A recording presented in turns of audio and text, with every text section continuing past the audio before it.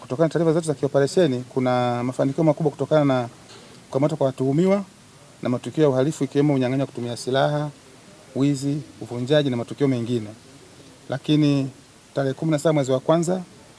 Jeshi la Polisi katika operesheni maalum eneo la Kiesa ndani ya manispaa ya Iringa tuliwakamata watuhumiwa watatu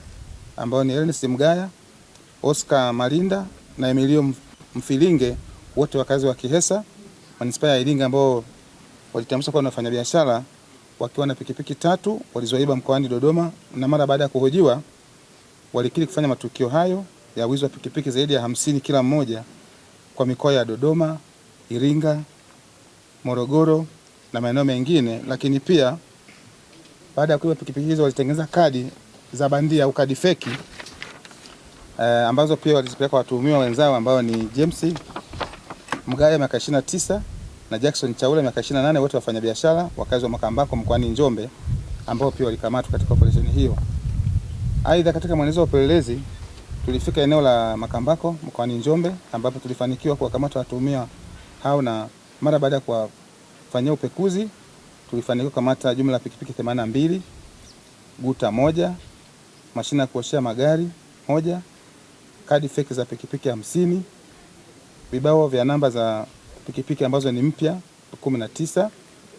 na mikataba mbalimbali ya mauziano ya pikipiki ikiwemo pesa taslimu ambazo ni mazalio ya uhalifu shilingi milioni 6,430,000 ambazo tulikuta nazo watuhumiwa. Kadhalika, kutokana na mahojiano, watuhumiwa wamekiri kuhusika na matukio ya wizi wa pikipiki kwa kuwapa pesa watu mbalimbali katika mikoa ya Dodoma, Morogoro kwa ajili ya ununuzi wa pikipiki hizo, ambao ni pamoja na Mbeya, Arusha na maeneo mengine, ambao hao walikuwa ni washirika wenza kwenye matukio ya wizi wa pikipiki. Kutokana na operesheni hiyo, kama nilivyosema, jumla ya pikipiki 115 zimekamatwa, watuhumiwa 9, bajaji moja, guta moja, mashine ya kuoshea magari moja, plate number za pikipiki 19, kadi za pikipiki ambazo ni fake pamoja na pesa shilingi milioni 6,430,000 kama nilivyotaja. Hata hivyo, Jeshi la Polisi mkoa wa Iringa bado tunaendelea na operesheni hiyo ya matukio ya wizi wa pikipiki kwa kushirikiana na mikoa mbalimbali nchini hapa ikiwemo Mbeya, Morogoro, Dodoma, Manyara. Lakini pia tunatoa wito kwa wananchi ambao ni waathirika matukio ya wizi wa pikipiki wafike kituo kikuu cha polisi mkoani Iringa hapa kwa ajili ya kuja kutambua pikipiki zao ili kusudi tuweze kuchukua hatua stahiki za kisheria dhidi ya watuhumiwa hao, ambao pia baadhi ya maeneo wameshapatikana matukio haya ambayo yamethibitika ya wizi. Kesi zinaendelea, lakini bado kuna hizi pikipiki ambazo kama mnavyoziona hapa nyingi ambazo zinahitaji pia kutambuliwa. Kwa hiyo wito wetu mkubwa ni wananchi kujitokeza kuja kutambua, kwa sababu mzigo huu ni mkubwa kwa ujumla na kazi iliyofanyika ni kubwa kama mnavyoona.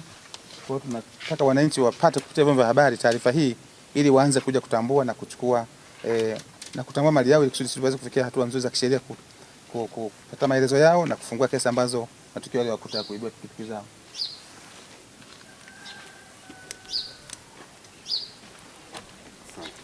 Bongo Play TV.